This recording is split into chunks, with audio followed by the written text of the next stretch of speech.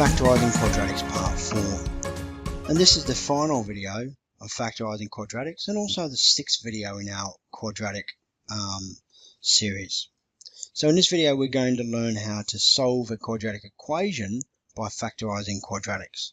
And I'm going to start by doing this through example, because the first thing you need to learn is the Null Factor Theorem.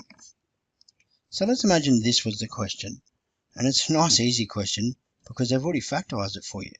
So x minus 1, x minus 2 equals 0. This is definitely a quadratic because you've been playing around with factorisation. You know that it will expand to give an x squared. But now we have this equals 0. So we're now dealing with a quadratic equation. And if it's an equation, it means we can solve it. So we're going to solve this equation. We're going to do it using something called the Null Factor Theorem, because that's a little bit beyond what we've done so far. So the Null Factor Theorem states that if a times b is equal to 0, well then a must equal 0 or b must equal 0. And challenge yourself. You tell me two numbers that multiply together that are neither of them are 0 that give 0. And there just isn't a pair like that. So a must be 0 or b must be 0. One of those two must be true.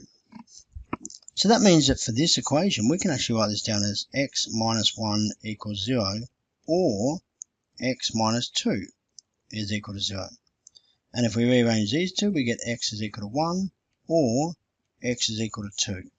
And our solutions are 1 or 2. So there's two solutions to a quadratic equation, and that's really interesting and a theme that will continue through your work on polynomials. And those two solutions come really easily by factorising and applying the Null Factor Theorem. So let's have a look at a slightly more complex example where we have to do a couple of routines. X squared plus 5x plus 6 is equal to 0. So first we have to factorise. Two numbers that add to give 5 and multiply to give 6. And those two numbers are 2 and 3. 2 and 3.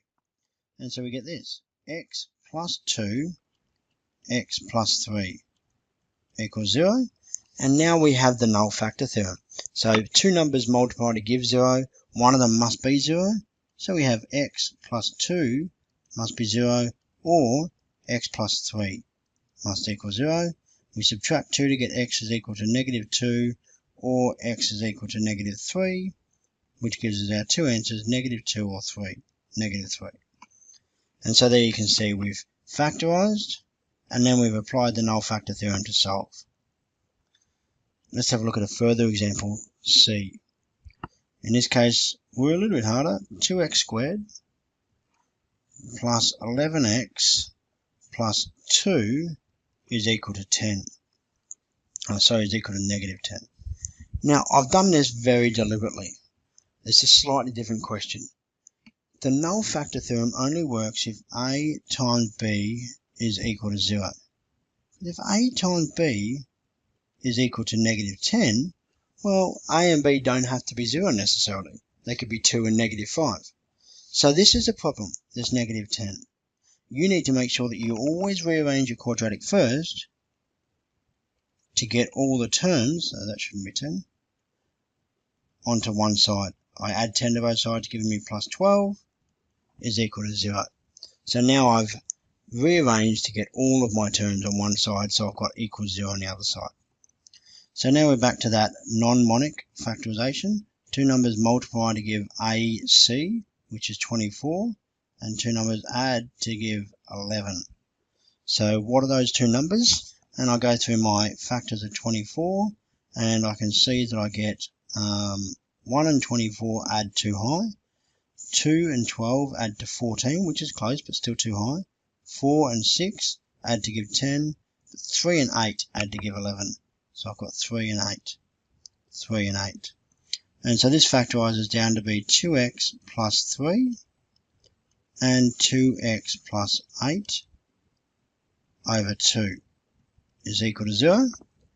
And there's a few things I could do here. If I'm just solving an equation, I don't have to worry about that factorising and removing the 2 factor. I can actually just solve these two. And I might do that in this case. If I multiply both sides by 2, I get 2x plus 3 2x plus 8 is equal to 0. Now I could have factored a 2 out of the 2x plus 8 and simplified, but you know what, this is a little bit easier in this case. I split them up due to the Null Factor Theorem, so one of them must be 0, so either that one equals 0 or 2x plus 8 is equal to 0, and then I simplify by writing 2x is equal to minus 3, x is equal to negative 3 over 2, and over here 2x is equal to negative 8, so x is equal to negative 4, and it's one or the other. So there's my solution. And one more example for you. Example 4 is 3x squared minus 18x plus 27 equals 0.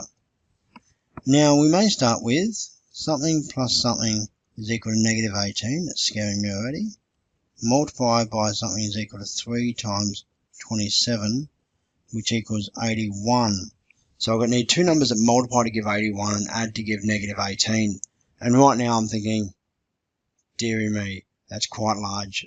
I'm a bit worried about trying to factorise 81 and find all those pairs of sets of numbers. But you always have to check.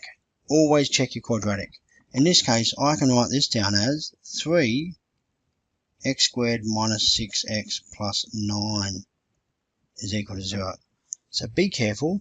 Check your quadratic and you might actually find that you can simplify that non-monic term out, or even part of it out, to simplify your problem. I can divide both sides by 3 now, giving me x squared minus 6x plus 9 is equal to 0.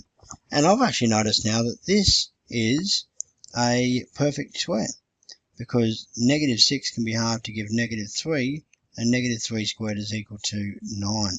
So it's actually a perfect square, which I can factorise as x minus 3 times by x minus 3 equals 0. But you know what, you might be thinking, well, I didn't spot that. How am I going to do that? Well, don't do it. If we don't see it, two numbers add to give negative 6 and multiply to give 9. What are those two numbers? Well, if they add to give 6, they're probably 3 and 3. In this case, they're both negative, so I get negative 3 and negative 3. At this point, because negative 3 and negative 3 are the same number, this is where you kick yourself a little and go, perfect square. I knew that. And now you put your negative 3 and negative 3 in. So it still works. It's just, might save you a little bit of time. And so I can write down x minus 3 equals 0, or x minus 3 equals 0. And that gives me x is equal to 3, or x equals 3. But I don't need x to equal the same thing twice, so I just write down x is equal to 3. So you might get no solutions, you might get one solution, and you might get two solutions. We'll go more into that as we move forward with this topic. So there we have it, solving quadratic equations by factorising. All the best.